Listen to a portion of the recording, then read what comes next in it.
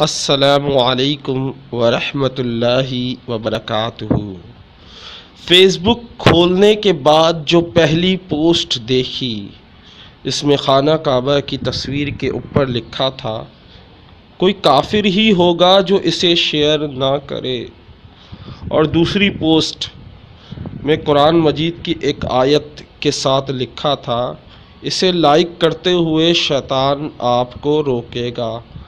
اور تیسری پوسٹ میں ایک نعرہ درج تھا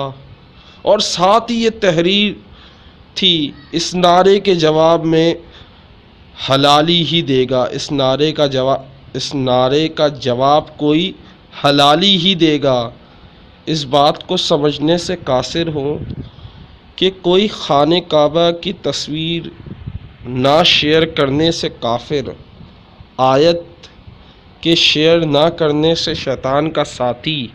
اور نعرے کا جواب نہ دینے سے حرامی کیسے ہو سکتا ہے؟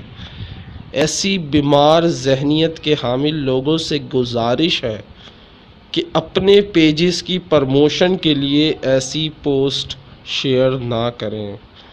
کیونکہ آپ ہی اکیلے گناہگار نہیں ہوتے، بلکہ جو لوگ اس ایسی پوسٹ کو شیئر کر رہے ہوتے ہیں